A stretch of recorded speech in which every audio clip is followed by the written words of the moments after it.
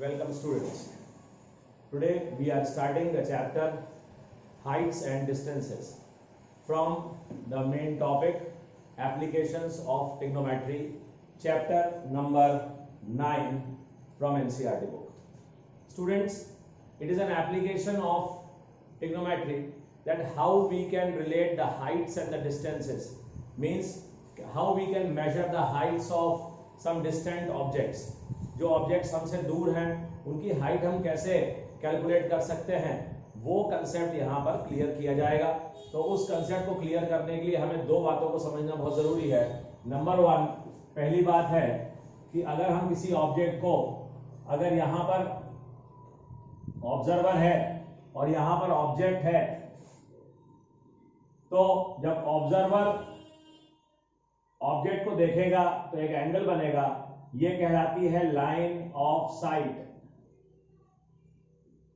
Line of sight ये कहलाती है level line. Line of sight और लेवल लाइन, यहां पर जो एंगल बनता है with line of sight and level line, this angle is known as angle of elevation. Angle of elevation, इसको एंगल ऑफ एलिवेशन इसीलिए कहते हैं क्योंकि हम ऊपर की तरफ देख रहे हैं और ऊपर की तरफ देखना एलिवेटेड कहलाता है, इसीलिए angle of elevation.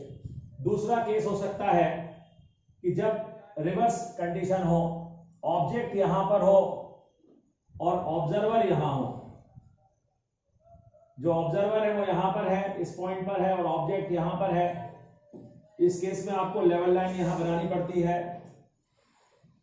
This is the level line, और फिर लेवल लाइन के साथ ये आ गई आपकी क्या, लाइन ऑफ साइट। तो लेवल लाइन और लाइन ऑफ साइट के बीच में जो एंगल बनता है, that angle is known as angle of depression. Angle of depression, depression, that angle is known as angle of depression. So this is angle of elevation and this is angle of depression.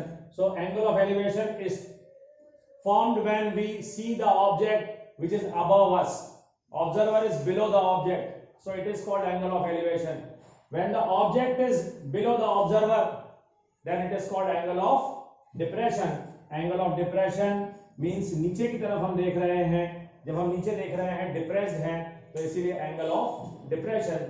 तो ये angle of depression, ये भी line of sight और level line के बीच में बनता है, ये भी लाइन ऑफ साइट और लेवल लाइन के बीच में बनता है। ये दोनों बातें जो हैं वो इंपॉर्टेंट हैं और आपको ये ध्यान रखना चाहिए, क्योंकि एंगल ऑफ डिप्रेशन में लोग बाग इस एंगल को कंसीडर कर लेते हैं, ये एंगल कंसीडर नहीं करना है। This is a wrong angle. Okay, so this is the concept, this is the concept which we are understanding and which we are using in this exercise. So let's move on to the first question. Let's move on to the first question of the exercise, and the question is very simple. It is a single angle based question. And what is that question? See, the question is about a circus artist is climbing a 20-meter long rope. A circus artist is climbing a 20-meter long rope which is tightly stretched and tied from the top of a vertical pole to the ground, which is tied at the top of the pole, and it is tightly stretched and placed or tied at the ground. This is the top of the pole, this is the pole, this is the, what do you say, climbing a rope, not string, you will call it rope. This is the rope. And now what happened? Find the height of the pole if the angle made by the rope with the ground level is 30 degree. Find the height of the pole. Rope is 20 meter long. We have to find the height of the pole. So here only what is required, the angle and any one of the side. So by using trigonometric ratios, we can find out the next side, because trigonometric ratios relate two sides and the angle. So here angle is given to us 30 degree and the hypotenuse is also given to us. What is required is this perpendicular, or you call opposite side. So what is this? Sine 30 will be equal to h upon the hypotenuse 20. The value of sin 30 is 1 upon 2. So the value of h will be 10 meters. So like this we will be solving the questions. These are single degree questions, single degree easy questions. Now let's move on to the next. A tree breaks due to storm and the broken part bends so that the top of the tree touches the ground.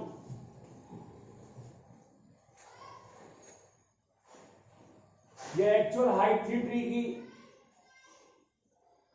इतनी बड़ी tree थी वो, लेकिन आंधी के कारण due to storm ये यहां से टूट जाती है, और जब ये टूट के गिरती है तो इसका जो ये टॉप है, ये टॉप जमीन पर आकर गिरता है यहां पर, और आपको कहा गया है कि ये जब टॉप नीचे गिरता है तो ये जमीन के साथ 30 डिग्री का एंगल बनाता है। अगर ये जो डिस्टेंस है, distance between the foot of the tree and the point where the top touches the ground, this is the foot of the tree and this is the top touches the ground, the distance between them is 8 meters. Find the total height of the tree. अब देखो बच्चों, ये जो चीज है, ये जो distance है, इसको अगर अपन x मान लें इतना, और इसको अपन y मान लें, तो ये जो x है ये टूट करके यहां गिर गया है, sorry not this will be y, this will be again x, because यही चीज जो है इतनी, यही टूट करके यहां गिर गई है, तो अगर ये x है तो ये भी x होगा, और इसको अगर अपन y मान लें तो अपनी हाइट जो होगी वो x प्लस वाई हो जाएगी। जो पोर्शन टूट करके नीचे गिरा है उस पोर्शन को हमने क्या माना है, x माना है, तो ये पोर्शन टूट करके नीचे गिरा, जब ये पोर्शन टूट करके नीचे गिरा तो ये क्या हो गया, x हो गया, ये y हो गया। अब आप साइन लगा लो, मान लो आपने साइन मत लगाओ पहले, अभी तो कॉस लगा लो पहले, तो cos 30 लगाया तो बेस अपॉन हाइपोटेन्यूज या adjacent side upon hypotenuse, cos 30 की वैल्यू होती है √3/2,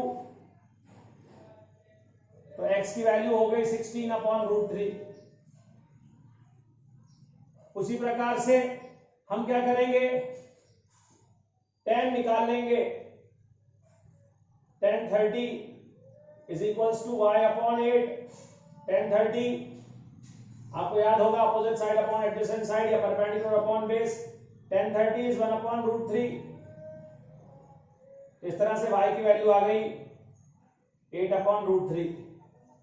हमें हाइट ऑफ द ट्री चाहिए थी, total height of the tree, the original height of the tree, जो कि हमने x मानी थी, और वो काय के बराबर है, जो टूट गया वो x पोर्शन था, जो बच गया वो y पोर्शन है, इसीलिए x plus y will give you the total height of the tree, 16 upon √3 plus 8 upon √3। This when calculated, √3 is the LCM, 16 plus 8, 24 upon √3. So we'll multiply it and divide it by √3. So it will be 24 √3 upon 3, because √3 into √3 is 3.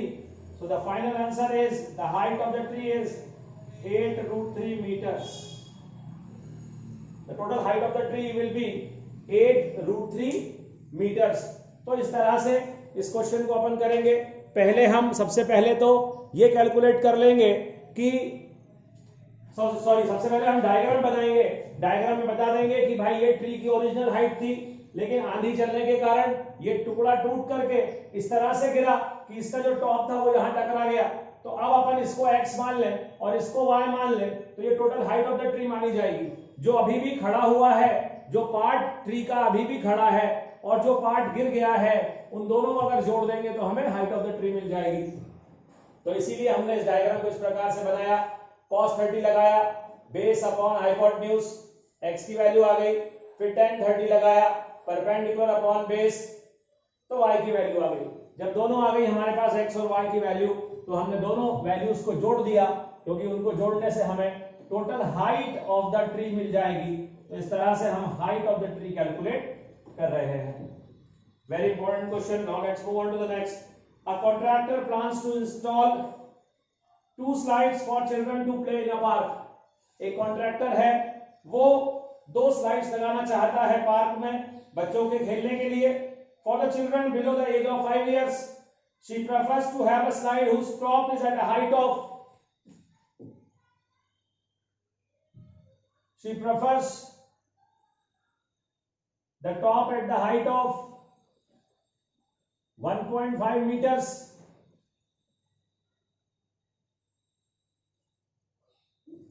and is inclined at an angle of 30 degree with the ground. ये जो बच्चों वाली slide है,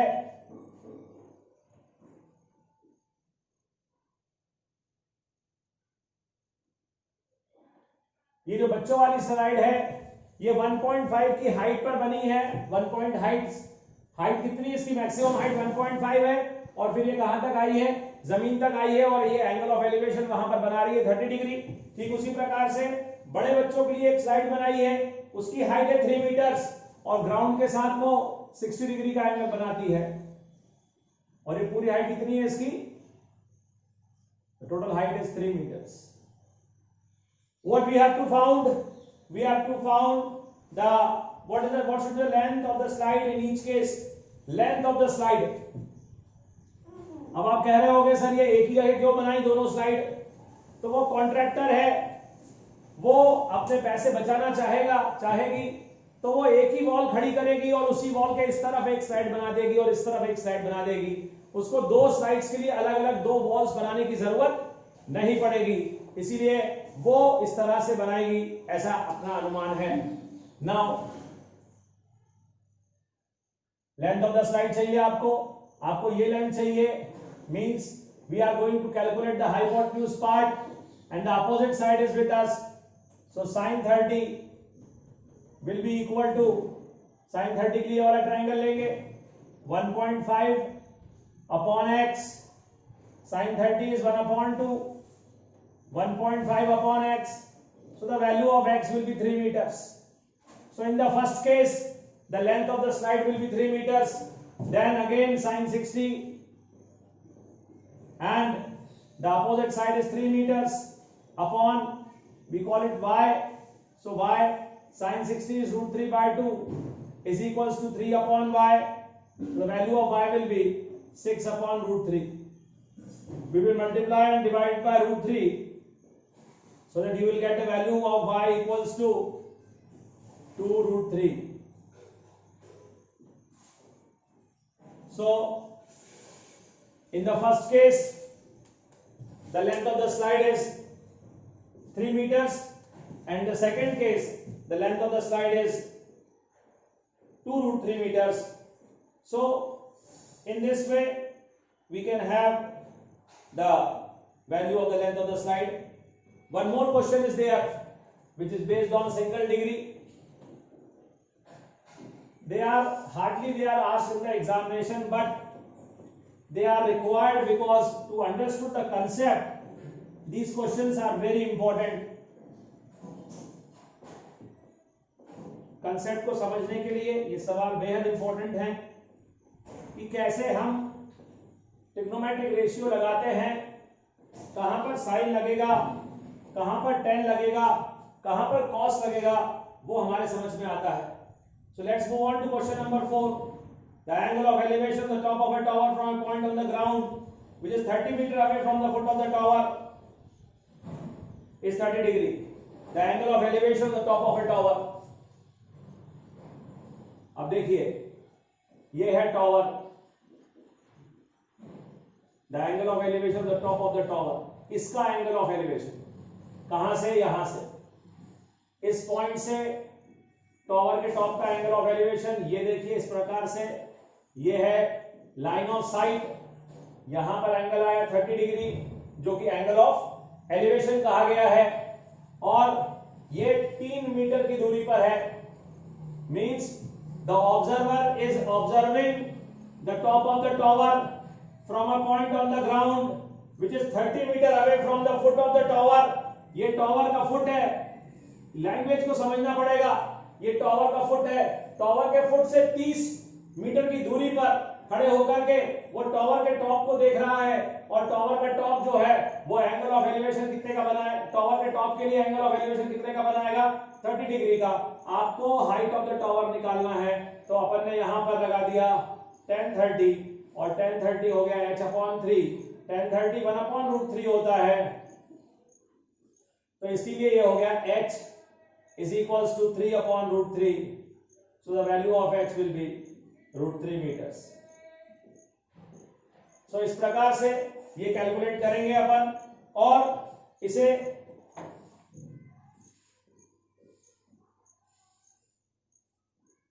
it is 30 meters, sorry, not 3 meters, it is 30 meters, so no problem, it may be 3 also, so 30 √3 से rationalise करेंगे, 30 √3/3, so it will be 10 √3 meters। so our answer will be 10 √3 meters। आपको concept समझना है, answers solutions को भी समझना है, answer सही निकलना जरूरी है, क्योंकि आंसर का हाफ मार्क होता है किसी भी सवाल में। मैथमेटिक्स के किसी भी सवाल में, कोई सवाल अगर 4 नंबर का है तो 3.5 नंबर का सॉल्यूशन होता है और आधे नंबर का आंसर होता है। Now let's move on to the next.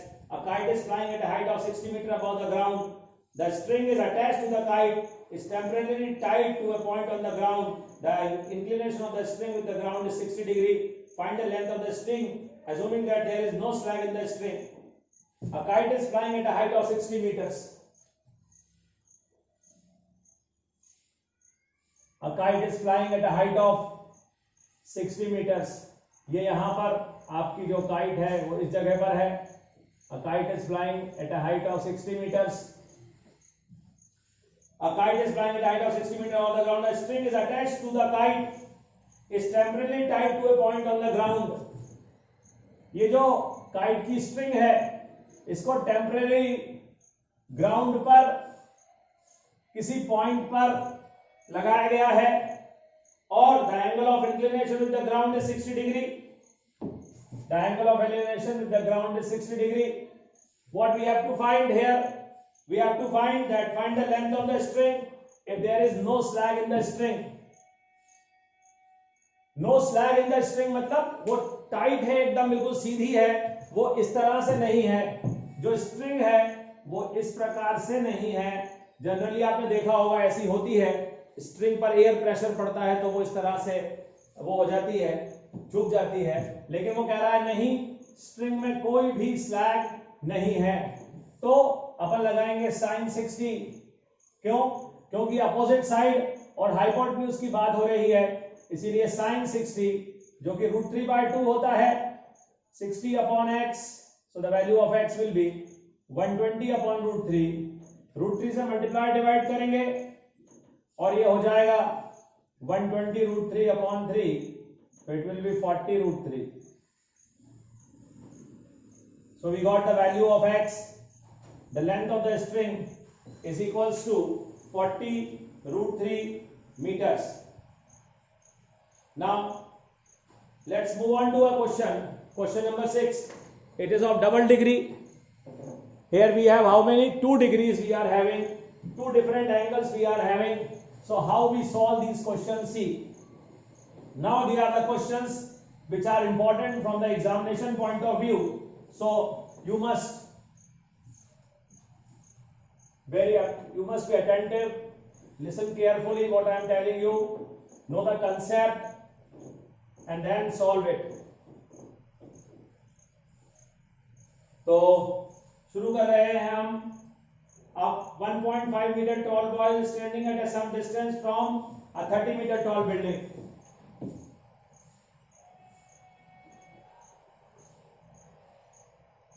1.5 meter tall boy, 30 meter tall building। A 1.5 meter tall boy is standing at some distance from a 30 meter tall building. The angle of elevation from his eyes to the top of the building increases from 30 to 60। The angle of elevation to the top of the building, अब ध्यान रखिएगा यहां से मत बना दीजिएगा, क्योंकि लड़का खड़ा हुआ है, उससे बताया गया है, लड़के की हाइट आपको बताई गई है 1.5 मीटर है, तो एंगल ऑफ एलिवेशन आंखों से बनता है एंगल ऑफ एलिवेशन आंखों से बनेगा अगर, तो आपको यहां से ऐसे करके लाइन ड्रॉ करनी पड़ेगी और ये एंगल बनेगा यहां पर, ये आपका 60 डिग्री का होगा। अब वो कह रहा है थोड़ा सा और वो आगे गया और फिर उसने एंगल ऑफ एलिवेशन बनाया। इस बार उसका एंगल ऑफ एलिवेशन बदल गया क्योंकि अब वो बिल्डिंग जो है वो बिल्डिंग से दूर गया। A 1.5 meter tall is standing at some distance from 30 meter tall building. The angle of elevation from his eyes to the top of the building increases from 30 degree to 60 degree as he walks towards the building. Find the distance he walked. तो एक minute, यहां पर diagram में थोड़ा सा change करना पड़ेगा अपन को, क्योंकि यहां पर ऐसा दिख रहा है डायग्राम में कि बिल्डिंग मूव कर रही है, जबकि बिल्डिंग नहीं मूव कर रही, वो लड़का मूव कर रहा है। ये है वो लड़का। पहले उसने एंगल ऑफ एलिवेशन बनाया, वो 30 डिग्री का था, फिर वो कुछ डिस्टेंस चल करके आया,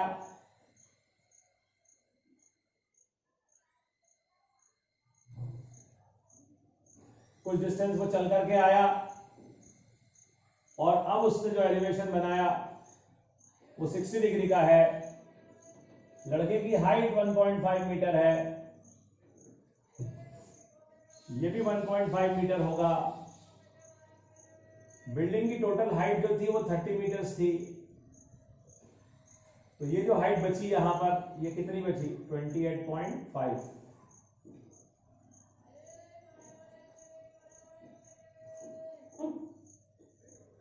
28.5 मीटर्स की हाइट बची। इसको आप y ले लीजिए, इसकी जरूरत नहीं है, हालांकि अपन से पूछा नहीं गया है। ये है एक 1.5 मीटर टॉल बॉय है, वो यहां पर खड़ा है, इस जगह पर खड़ा है। एंगल ऑफ एलिवेशन बनाया किसका? बिल्डिंग के टॉप का एंगल ऑफ एलिवेशन बनाया, कितना? 30 डिग्री का, 30 डिग्री का एंगल ऑफ एलिवेशन बनाया। फिर वो कुछ x मीटर चल करके आता है, और जब वो x मीटर चल करके आता है तो यहां पर पहुंचता है, मतलब इस पॉइंट पर पहुंचता है। अभी यहां पर था वो, यहां से चल करके आता है, इस पॉइंट पर पहुंचता है, यहां पर खड़ा होता है जब वो, तो फिर एंगल ऑफ एलिवेशन बनाता है। और अब क्योंकि वो बिल्डिंग के नजदीक आ गया है, तो इसीलिए एंगल ऑफ एलिवेशन जो है वो बदल करके अब 60 डिग्री हो जाएगा, बढ़ जाएगा एंगल ऑफ एलिवेशन। आपको बताना है वो कितना डिस्टेंस चल गया। तो सबसे पहले आप देखिए ध्यान से, जो ट्रायंगल पहला वाला हम कंसिडर करने जा रहे हैं वो ये ट्रायंगल होगा। ध्यान से देखिएगा, 60 डिग्री वाला, तो tan 60 will be equal to 28.5। ये देखिए, ये हाइट लेंगे, सिर्फ पूरी ले लेना, ट्रायंगल कौन सा ले रहे हैं उसको देख लेना। 28.5 अपॉन ये कितना है? y, दिस इज y, तो tan 60 is √3।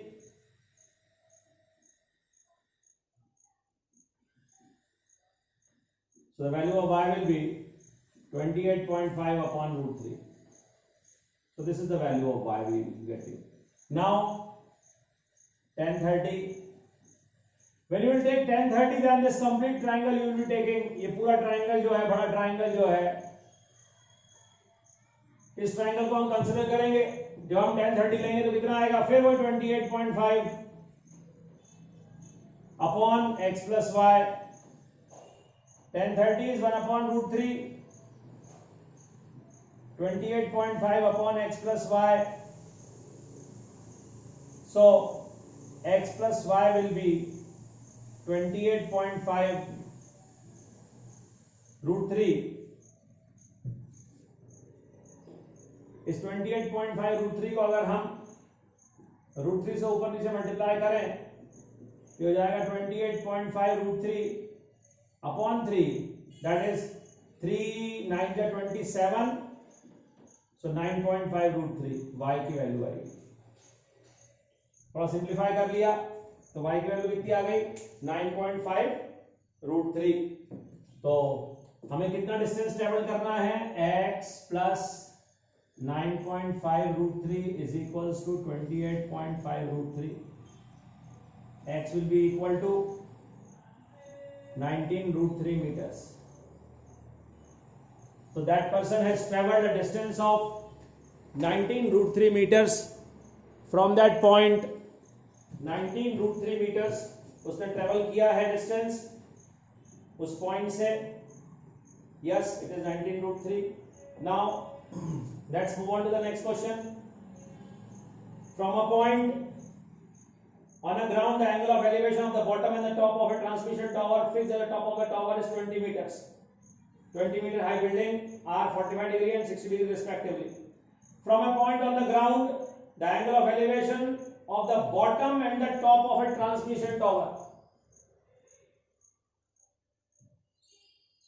From a point on the ground, this is the transmission tower. Transmission, which is on a building of height 20 meters. एक ट्रांसमिशन टावर है, वो एक 20 मीटर ऊंची बिल्डिंग के ऊपर रखा हुआ है और ग्राउंड पर किसी पॉइंट से उस ट्रांसमिशन टावर के टॉप और बॉटम को देखने पर एंगल ऑफ एलिवेशन 45 डिग्री और 60 डिग्री है. नीचे देखने के लिए छोटा एंगल होगा, टॉप को देखने के लिए ये ट्रांसमिशन टावर का टॉप है, ट्रांसमिशन टावर के टॉप को देखोगे तो 60 डिग्री बनेगा और ट्रांसमिशन टावर के बॉटम को देखोगे तो कितना बनेगा, 40 डिग्री बनेगा. ये इस प्रकार से डायग्राम कंप्लीट हो जाएगा. ये क्या कह रहा है, एक बिल्डिंग है 20 मीटर ऊंची, उस बिल्डिंग के ऊपर एक ट्रांसमिशन टावर है, उस ट्रांसमिशन टावर की हाइट हमको बतानी है कि वो कितने हाइट का ट्रांसमिशन टावर है, जबकि उस ट्रांसमिशन टावर के टॉप का angle of elevation from a point on the ground is 60 degree and उस ट्रांसमिशन टावर के बॉटम का angle of elevation from the same point it is 45 degree. We to find the height of the transmission tower. देखिए ध्यान से, सबसे पहले हम ये छोटा ट्रायंगल कंसीडर करेंगे. छोटे ट्रायंगल का मतलब angle 45 degree. So tan 45 degree will be equal to 20 upon x. tan 45 की वैल्यू आप जानते हो 1 होती है, इसीलिए x की वैल्यू कितनी आ जाएगी 20. और फिर आप tan 60 की बात करो अगर, तो ये पूरा हमको लेना पड़ेगा h plus 20 upon x, क्योंकि 60 के लिए पूरा ट्रायंगल लिया जाएगा h plus 20 upon x. और इस प्रकार से जो x की वैल्यू आ गई वो x√3 बराबर लिख दो आप, तो x√3 बराबर h plus 20. अब ये जो x की वैल्यू है 20√3, तो h की वैल्यू कितनी आ गई 20 into √3 minus 1 meters. This will be the value of h you will be getting after solving this question. So students, you have to take the triangles in such a way that at least one value must be getting. Here we have taken the triangle, the small triangle first of all. In this case also we have taken the small triangle first of all. And when we take the small triangle, we have this unknown x. This is 20. So tan 45 will be equal to 20 upon x. So the value of x will be 20. And in this way, we will be getting the next triangle tan 60. So it will be complete h plus 20. So take h plus 20 upon x. Now tan 60 is √3.